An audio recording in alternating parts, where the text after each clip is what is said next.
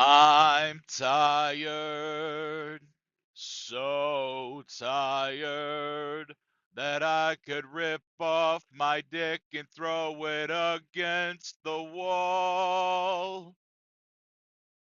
Yeah, ladies and gentlemen, welcome to Poppin' Off. I am your host, Pd PopOff. How's everybody doing today? Huh? Huh? Doing good? Doing good? Doing great? Cool. I'm tired. I slept like shit. Slept like shit. Because there's no sleep till ever. Because I slept like shit. Fuck you.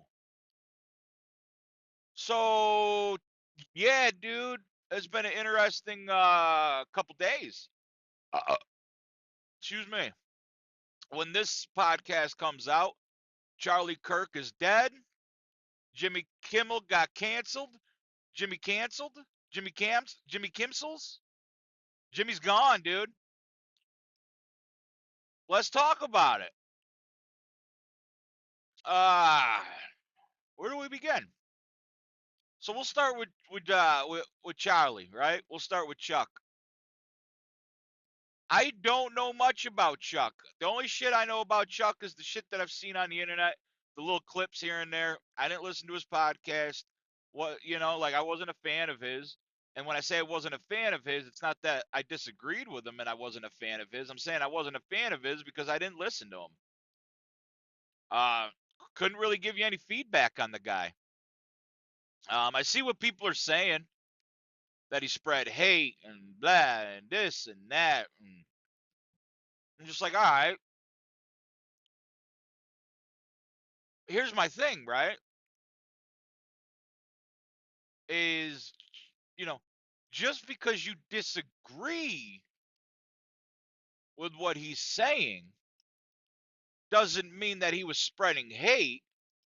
I think it was more so that you hated what he was saying. See how that works? See how the inversion of that works? Everything is perception, man, right?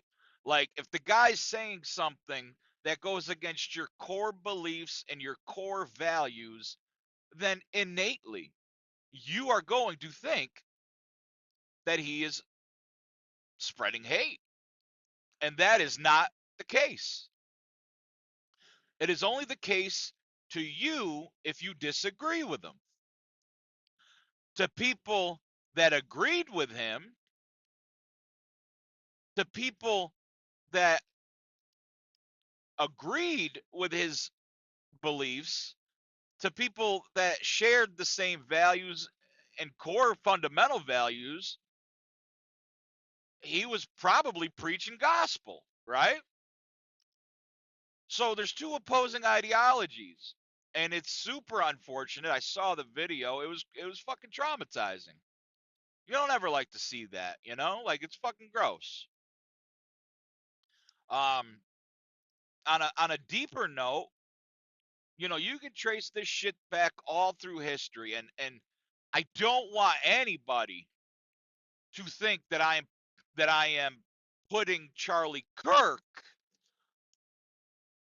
up with these figures. What I'm trying to do is compare and contrast the similarities, right? Let's go all the way back. Most obvious figure, Jesus Christ, right? Whether he was real or not, I don't know.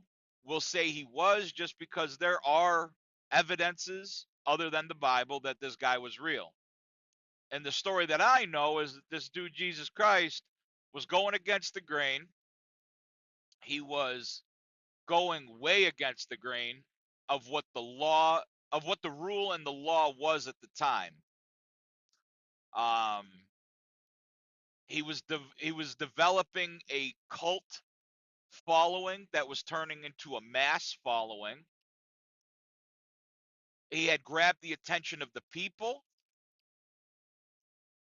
and the powers to be at the time did not like that.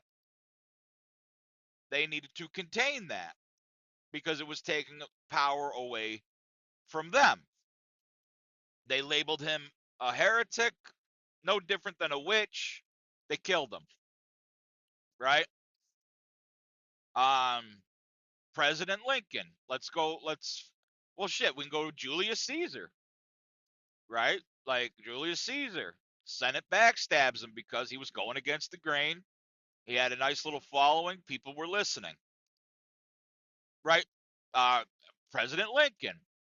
I mean, we can go through this list ad nauseum. I'm not prepared for it, but we could go through it. President Lincoln had a following, had a lot of support, had a mass support, was going against the grain, was upsetting the foundation, got shot up. Martin Luther King had a lot of influence, going against the grain. People were listening, got popped, right? So like you can quite literally look at these patterns, and although I'm not arguing that one guy was better than the other, one was more virtuous than the other, one had better principles than the other. No, I'm not arguing that. I'm not even That's not even the topic of discussion. So get that the fuck out of your mind because it is null and void. It is not relevant. What is relevant is that these figures all had influence. They were disrupting the foundation, okay? And the biggest one is that people were listening, right? People were listening. Plain and simple. And you can't have that, right? When there's an entity that's in power, whether or not it's one person or several people or a whole corporation of people or entities in power, you know, they control the chaos. And when you disrupt that control, chaos unfolds. And chaos sometimes is needed to get to a better place. But the sucky part is you have to go through the chaos, right? That's the sucky part. And then once you get to the chaos and you start going through it and you see how bad it is, that's when you say, okay, we got to have some kind of order to the chaos because this shit ain't working. Let's come to terms. Now, the second thing about good old Chuck is I don't know much about him, but I don't know of any instances where he was physically hurting anybody. I don't know of any instances. And, you call me what you want to call me, but words don't really, like, words hurt me, right? Like, they can hurt somebody emotionally, right? But you just say, oh, well, you're fucking stupid. And you just brush it off. You don't kill somebody because their words hurt you. Like that just makes you an emotionally unstable fucking sissy. You know what I mean? I can remember growing up being made fun of in school because I was fat. Yeah. And you know what? My mom, my brother, my family, you know what they did? They taught me how to talk shit back. They taught me how to talk shit back. And I became really good at it. And that was when I first learned that I was good at it. Excuse me, let me rephrase that. When I first learned that I was really good at it is when I was talking shit to this kid in third grade who was picking on me. I was in third, he was in fifth. And he was, my dad had died. I'm fat. My stepdad's black. So I had all the cards stacked against me for prime roast material. And he was getting me. And then I got him. And then he punched me. I went home, I cried, black eye, all that. My mom then put me into martial arts and boxing and all that good jazz. So I knew that my mouth, I knew that my words were acerbic, that I could cut you down. I could find your vulnerabilities, not just surface things like, oh, you got stupid shoes. No, I could find your vulnerabilities just by saying a word or two and watching your mannerisms and see how you react and then just really hark on that. You know what I mean? I'm good at it. And then I became good at fighting. Not like a pro, right? I fucking third grade. But I figured out how to use my size, my anger from being picked on, and form that into being a bully. I'll just call it what it is. After I learned how to fight, now I could talk shit to you and beat you that way. And then I could also get physically violent with you, right? And I had to learn the hard way that, hey, man, you're going to talk shit. You got to be armed. You got to be ready to go. But that doesn't give you any excuse to hit somebody or to kill somebody because they got the best of you in a roast battle or in an argument. If you have to resort to that, then not only have you lost, but you have done more than lose. And guess what? If you guys know anything about me, we don't fucking take L's over here, all right, dude? So that's the thing about good old Chuck, right? R.I.P. Nick. R.I.P. Chuck. Is I feel bad. I was raised to believe that freedom of speech is the law, right? Like that is the law of the land. That's our constitutional right. But I also believe that although you may have freedom of speech, you do not have freedom of consequences. I never saw Charlie Kirk get censored. Okay? That I don't know of. He was allowed to go to campuses. He was allowed to go on TikTok and Facebook. He was allowed to have a podcast and say what he wanted. And unfortunately, he was killed. That was the consequence behind his free speech. And it wasn't by an establishment, it wasn't by an entity, it was by supposedly one person. And I say supposedly because there's a lot of, conspiracies out there. Oh, I'm not going to even delve into that. I'm just going to deal with the facts as they are presented. He was killed by a fucking gunman, right?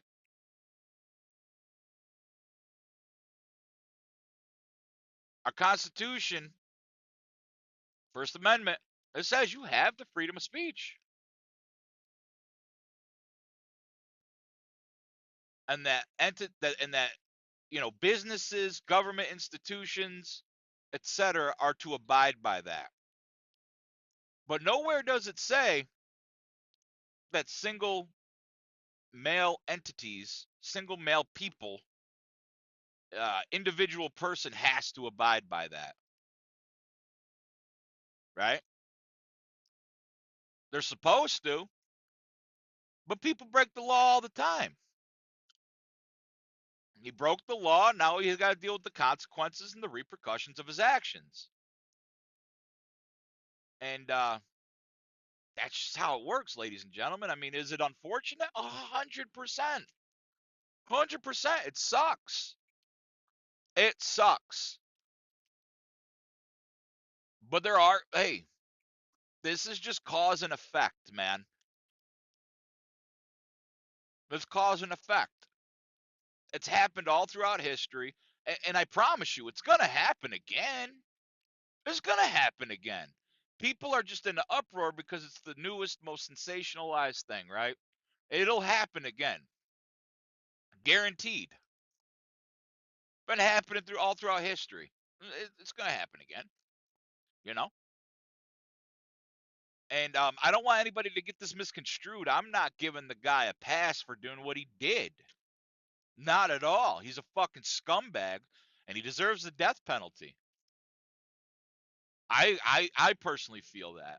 I don't care how upset he was with Charlie Kirk's statements. I don't care how upset he was made or how low he was made to feel. Charlie Kirk wasn't talking to him individually. Charlie Kirk never put his hands on him. Charlie Kirk never made his life more difficult. All he did was question. Excuse me. All Charlie Kirk did was make this guy question his beliefs, question himself. And when you start questioning yourself, and your conscience starts talking to you, sometimes it gets a little bit too loud. And when your conscience starts talking and telling you the truth, and it goes against all these false precepts that you've put up to block yourself from that truth, it's a terrible thing. It creates a lot of fear.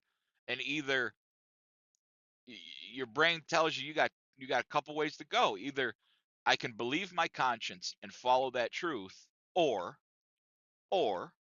I can view the person that's displaying the truth to me. I can view the person that's giving me this truth as an enemy. And fear does a lot of crazy things to people. Fear is the number one motivator behind all killing. Fear is the number one motivator behind all harm, self-harm and to others. I dare anybody to try to prove me wrong. We can have a good philosophical discussion about that. But with that, now I got to roll into goddamn. Well, hold on. Before we get to Jimmy Kimmel's, Jimmy cancels, Jimmy Kimman, Jimmy cancels. You know,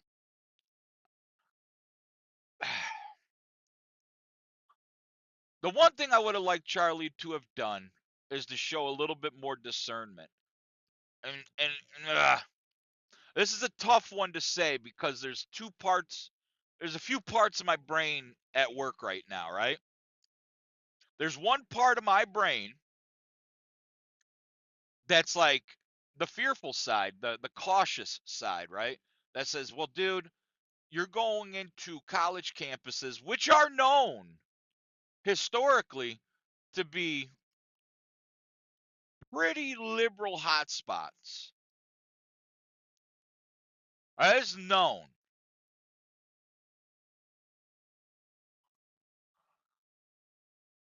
And you're going there and you're talking about some pretty gosh darn controversial topics, and you're literally going there to debate, right? And the thing is these people nowadays, these people, they don't know what debating is. They view it as an argument. They feel like you're being like they feel like you are attacking them. And because they feel like you're attacking them, they instinctually get defensive. Like that's just how it is, right? Like not everybody can discern these things. And when I say discern this is where I'm going with this is, you know, for Chuck, and please, I don't want anybody to get this misconstrued. I am not like I said, I'm not advocating for this. There's several parts of my brain working with this explanation, so just bear with me. Um, I wish he had used some discernment. Like I said, you're going into institutions that are known to be majority liberal with controversial topics, hot button issues, inviting people to argue with you because that's how they see it, right? They're still kids. They don't see it as a debate. They see it as an argument. A lot of them don't even know how to have a open dialogue because they've taken debate out of civics. They've taken civics out of the class. So they see you as opposition coming onto their fucking home turf trying to quote unquote spew hatred, right? And it's a shame. So you got that going on, right? And you know, a lot of the things he was saying, like I said, were very controversial, not to people who agreed with him, but to the people who opposed him. They felt as though it was an attack. And, you get a little crazy going, and that's how it happens. And when I say I wish he had shown some discernment, it's because, me, right? Like, I'll just put it on me, right? Like, I'm not going to go into a fucking dark, sketchy, shady looking alleyway at 2 o'clock in the morning in downtown Brooklyn with all my jewelry and, a wad full of cash and expect everything's going to be a-okay. No, I'm gonna use some caution. Either A, I'm not gonna go into that fucking alley. I'm gonna take a different route. Or B, I'm gonna make sure I'm armed so that I can defend myself, right? 9 times out of 10, I'm not gonna go into that alley unless I absolutely have to. And if I absolutely have to, I'm gonna make sure that I got the best odds and chances of survival going in my favor. And that's what I mean when I say I wish he shown better discernment. I wish that he had a better team prepped for his security. And I know some people aren't going to agree with that because even I don't agree with that necessarily. The other part of my brain's saying, nah, fuck that. This is America, you dumb son of a bitch. I should be able to go anywhere I want to go and say what I want to say, especially if there's conviction behind it and I mean it, without the fear of being harmed.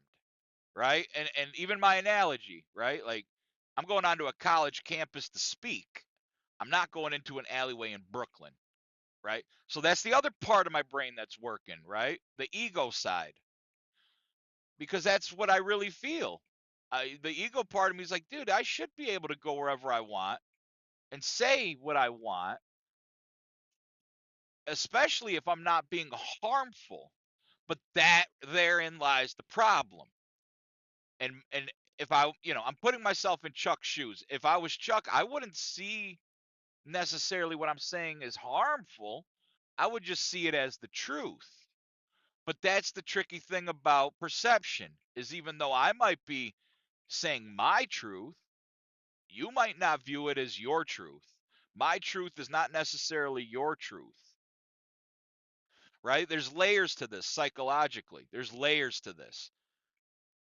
And I'm going to try my best to make you understand, or to help you understand where I'm coming from, the way I'm seeing it. And maybe you see it that way too. I don't know. Let me know. Um, it's a double-edged sword, right? It's a double-edged sword.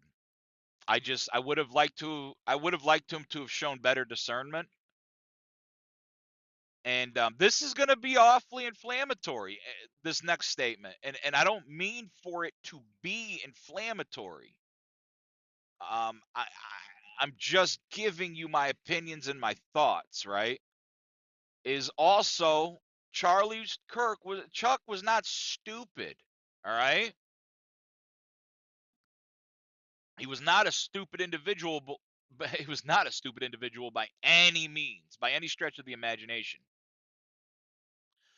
He knew what he was doing, right? He had tapped in to the social media, he had tapped into podcasts, he had effectively become the voice of a generation for that side of the fence. He also knew controversy sells, clicks sell. He knew that. You can't tell me he didn't. The guy was a genius in the communications field. He knew how the algorithms worked. I don't know what his chief motivator was because I'm not Charlie. Only Charlie knows what Charlie's chief motivator was. But I could tell you what Pd PopOff's chief motivator would be. I could tell you that, right? I might believe something And I might believe it so passionately, and I might be so convicted to my belief, but also want to make some money. Why not? As the best of both worlds. I'm able to be passionate about my beliefs. I'm able to strongly convey my convictions, but then I'm also able to figure out a way to do that to generate some money. Best of both worlds, right? You know, I'm not above that. That's what I'm trying to do with this podcast. Will it ever be as big as Chuck Nasty's? Nah, probably not. You know, but what I can say is that that's my goal, is to be able to speak my truth, to be able to convey some ideas that may or may not help other people, open other people's eyes, just by me being a real motherfucker and talking about my bullshit, right? And then getting paid to do it. And it's also cathartic. Oh, hell yeah. You know, and like I've told people since the beginning that I've started this shit, I'm not doing this shit to get paid. If it happens, that's just the icing on the cake. For me, at this point, it's cathartic. And who knows? Maybe that's how it was for Chuck Kirk. You know, Chucky Kirk, man. But what I can confidently say, I can't say absolutely, but what I can confidently say is that Chuck Nasty was making some money.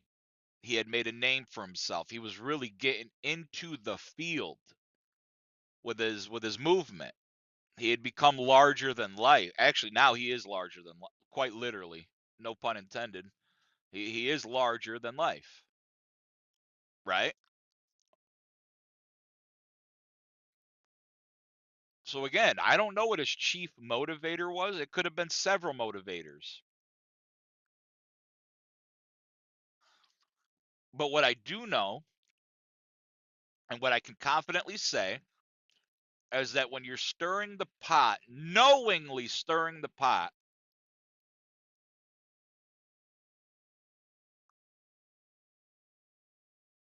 to make money, maybe that's not your sole thing. Maybe that's not the sole purpose, was to make money, but it definitely became a factor. Things do happen, right? People, and by things, I wish I didn't have to say getting killed, but getting killed may happen, right? Like, here, great analogy. Several years ago, on my old Mark Zuckerberg account, I put up a picture. It was a meme of Martin Luther King wearing a MAGA hat, and it did numbers. I mean, this was before Facebook was monetized, but it did numbers. We're talking thousands of shares. Like, I had become a viral internet celebrity meme maker at one point. This was years ago. I think it was like 2017. And I had an event that I had to go to several nights later. And this gentleman, and I use that word super loosely, approached me. And he was drunk. He was on fucking pills. He was fucked up. And he grabbed me by the collar of my shirt. And he said, "You think this shit's funny, motherfucker?" And I swatted his hand away. I'm like, "Yo, like, what the fuck is your problem? Like, what are you talking about?" And he goes, "You think that shit about Martin Luther King was funny? I ought to kill you right now, motherfucker. You're a sucker. You're a bitch. You're a sucker." Right? And he started going in on me. Now, I could see the condition he was in. He was not, he was uninhibited, right? He was ready to fight, and need be ready to stab me. But I saw the condition he was in. So I had a choice to make. Either A, do I view this guy as a real threat, knock him on his ass, and potentially, the way life works, potentially kill him? because we were at the top of steps. If I hit him or pushed him, he falls down the steps, he cracks his head open, he dies. They go on my account, they see that Martin Luther King picture, they say it's a hate crime. Next thing you know, I'm in jail, right? Like that's how the universe works. At least in my opinion, it's how it's worked for me. Or do I see that he is fucking drunk?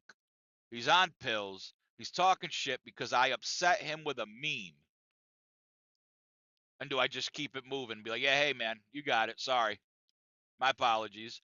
Was my ego hurt? Absolutely, my ego was hurt. Because this is America, you dumb son of a bitch. I should be able to say what I want, where I want, when I want, how I want. But in that moment, a ton of microtransactions were going through my mind like it was Call of Duty.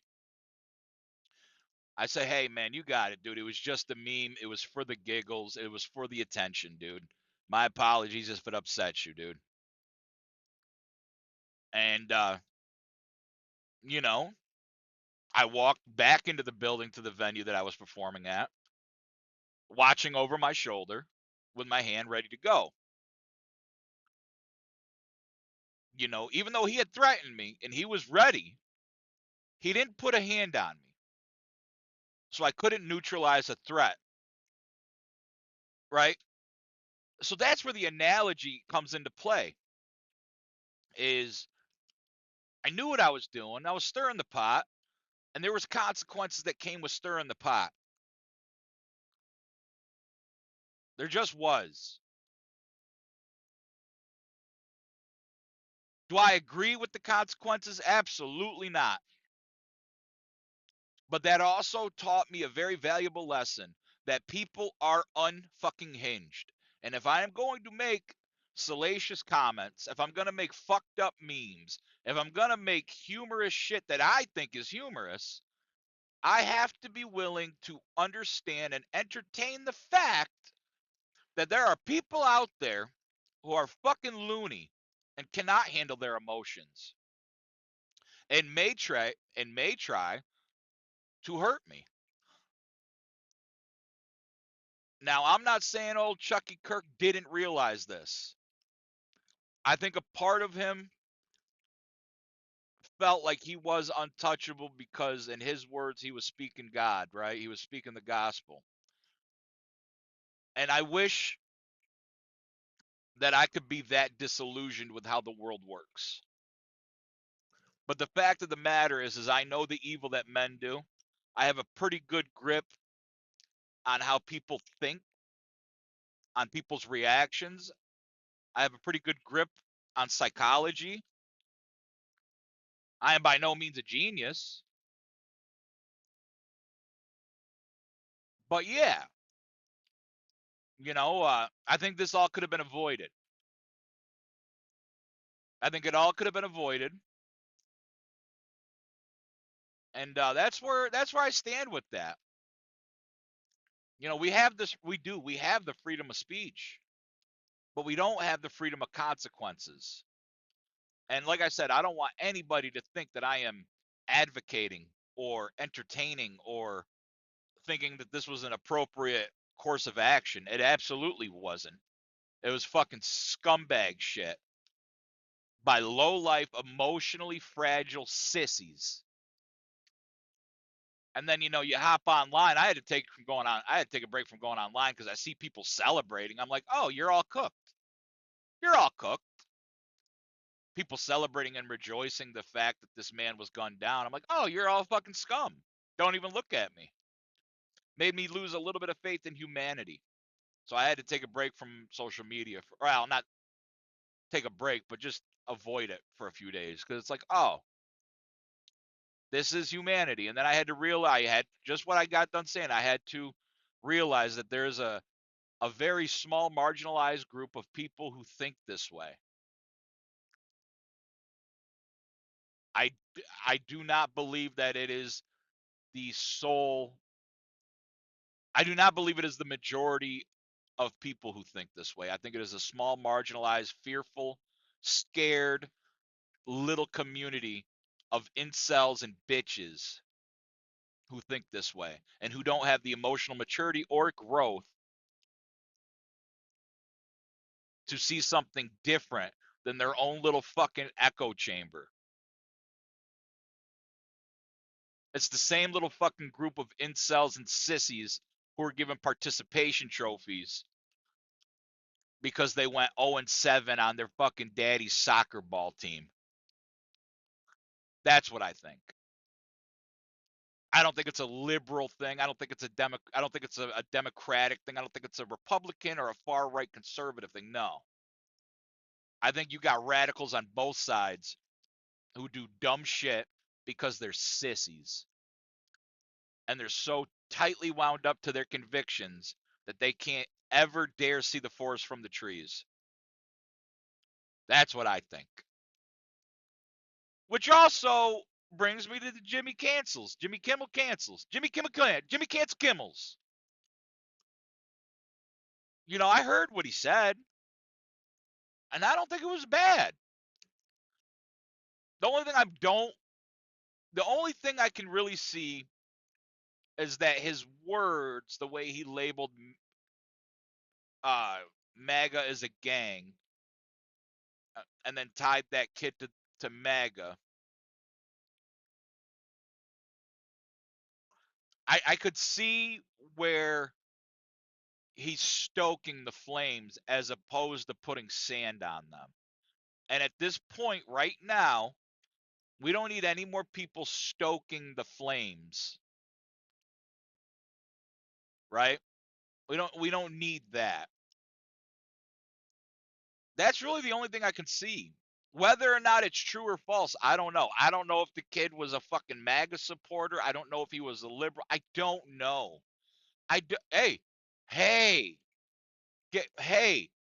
want to hear something? Don't care. Don't care what side of the fence he was on. Don't care what side of the radicalization he was on. This is far beyond radicalization. Right? Right? This has to do with psychological behaviors. This has to do with weak minds. Well, and some radicalization. Yeah. But yeah, don't care what side of the fucking fence he was on. It just has to do, in my opinion, with stoking the flames. And like I said previously with good old Chuck, sometimes you have to see the motives, right? Like, check out the motives. ABC is a huge conglomerate. Huge conglomerate. Now, they also see the popular votes, right? I'm going to let you guys in on a little fucking tip. I'm going to let you in on a little popular tip. Or not popular, a little secret tip. So you guys understand things better. When they elect a president, right? When they elect a president, they tell you what the popular vote is. That is not for consumers. And make no mistake, you as a voter are a consumer. You're not a fucking citizen. You're not a person. You are a consumer when it comes to those demographics and those polls. You are a consumer. Understand that first and foremost. That popular vote poll, that percentage, they put that out there so you can be aware of it. But that's not for you. That's for businesses. That's for conglomerates. That's for corporations. So they can adjust their strategies so they can continue to make money. Okay? So when you see a popular vote where Trump won, I don't even know what the numbers were. I know that he was like way ahead on the popular vote. So don't crucify me.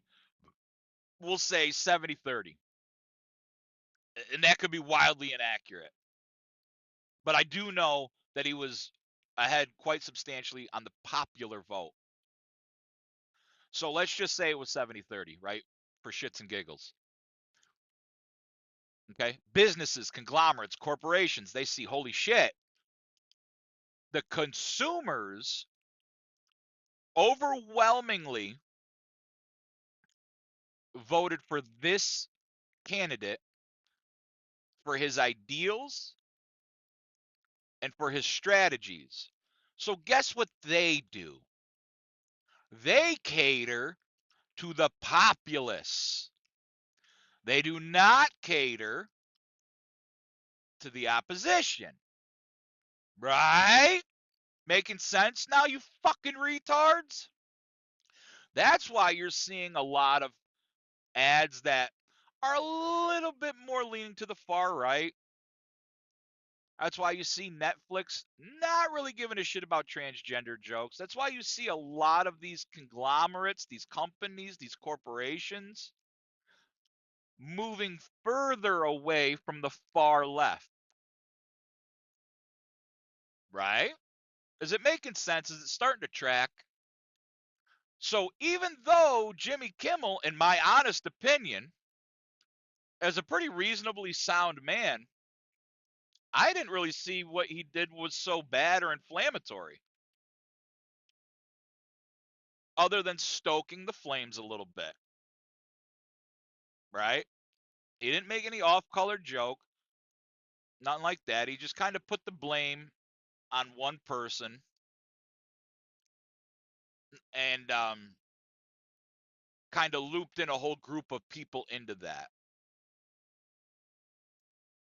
Well, they cancel him because, hey, man, the populace doesn't want to hear that, right? ABC, we got Disney, we got we got a whole bunch of shit that we're trying to sell, man. That we're trying to make some shekels off of. And people will vote with their pocketbooks. People will decide with their pocketbooks. And the proof is in the pudding because already you can see on social media that Disney and ABC and things of that are tied into this conglomeration, their stocks have dropped. It is no different than when Disney canceled Gina Carraro or whatever the fucking sexy MMA fighter. It's no different, right? Are you seeing what I'm trying to?